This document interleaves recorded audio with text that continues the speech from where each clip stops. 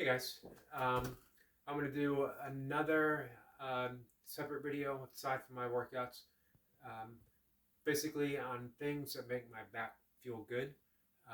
This is going to be the 5 Tibetan, officially called the 5 Tibetan Rites of Rejuvenation. It's a standalone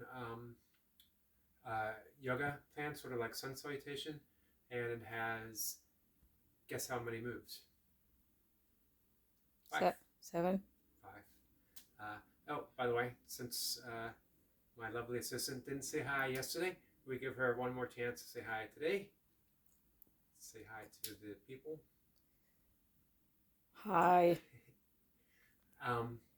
And let's get started. So the first one is, well, let me give you a little background. This is probably a made-up form of yoga. It's called the Tibetan yoga, or the 5 Tibetans, the 5 Tibetan Rites, 5 Tibetan Rites of Rejuvenation. Supposedly it was sort of rediscovered by the Western world, 1936, by a traveler in Tibet. There's a lot of myths behind it, and they are yoga moves. It's a more dynamic movement than traditional stretches of yoga or asanas of yoga. But don't believe all the hype, don't believe all the myths. It's a very good program. It's great for the back, it's great for energy. Again, it's a standalone practice, and it does raise your energy. It'll raise your kundalini, spiritual force along the spine. In Qigong terms, it'll actually open up the dantins, the energy centers of the body. In yogic terms, it'll help open up the chakra system. So the first move, and I'll do this facing the camera, is a turn. And your arms out, and I'm going to turn clockwise. I'm going to do everything in 3 reps. And traditionally, you start with 3, and you work your way up to 21 reps, 21 revolutions of each of these movements. But you can start with 3, and you can go up 1 rep each day or each time you practice, or you can go up in sets of 3. So I could do 3 now. My next day I do it, I could try to 6, and eventually work my way up to 21. I am intermittent with this practice. Sun salutation every morning, every afternoon, without miss, and it has been that way for years, if not decades. With the 5 Tibetans, I will do an intense practice for a number of weeks or a number of months, even sometimes up to over a year. And then, for whatever reason, it sort of falls behind in my daily practice, and then I introduce it back in, especially when I feel that need to get some extra work on my spinal fluidity, for lack of a better expression. Anyway, so my arms out. This is my version, how I learned. It is not the definitive version. Look up an expert on how to do all of these. This is just a demonstration to how I do things. Get your curiosity peaked a bit, and then you can explore. So don't take this, again, feel free to critique my form, criticize my form, make fun of me, none of it matters. So here we go. I'm looking forward, my arms outstretched, and I'm simply going to turn almost like a Sufi spin, 3 reps. Focus on a point ahead of you to keep from feeling dizzy or nauseous as you turn, especially as the reps grow. So here it goes. 1, 2, 3. And I like to end that with just a brief bow, silent bow, nod, namaste. There's other moves that you can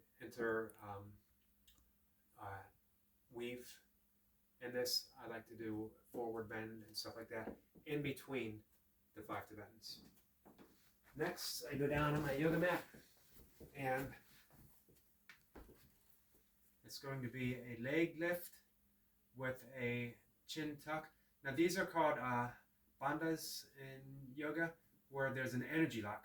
And I'm going to energy lock with my chin as my legs come up, and that gives me the energy lock in the root chakra down here.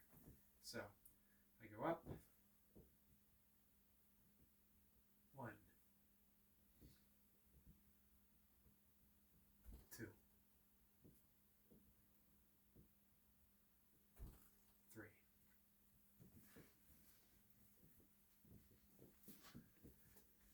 Tibetan Rite number 3 is a gentle back bend. I got my hands right on top of the glutes, supporting the lower back, and I'm simply going to bend and look back. I'm going to stretch out the spine, full extension. I tuck my chin. Again, I'm doing the bandha, the chakra lock.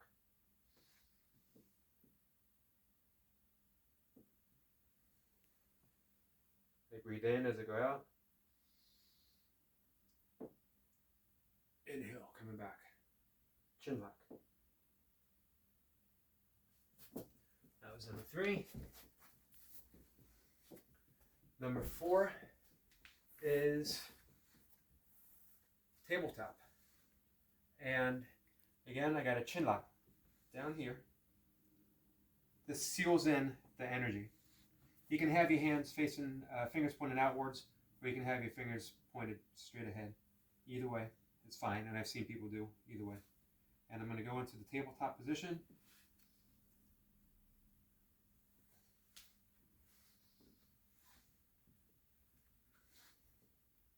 Breathing in, exhaling. Some of the things you can add on here would be the doing just a forward fold. Stretching out the back from what we've done. Lastly, and this is something I do daily as part of my daily mobility routine, and it is downward dog, upward dog, and a pump action. So I'm actually doing it for repetition versus just getting that stretch. Now I also do downward dog and upward dog as standalones and part of my daily yoga practice, but this is just for the mobility. So you could do the Qigong wall squat yesterday, combined with the Qigong waist twister, and then upward dog, downward dog for 5 reps, and you have a complete program for your lower back. This is Tibetan Rite number 5. It's the last one. Up.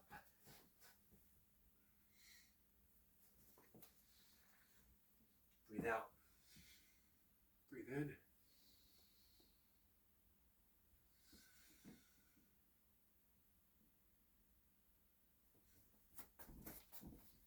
that's it. That is the 5 Tibetan Rites, along with my yoga cat. He loves to sit down and do yoga with me. Give it a try. Start with 3 reps. Slowly work your way up, 1 rep at a time, 21 rep max. And let me know if you have any questions and how you like it. Take care, guys. See you.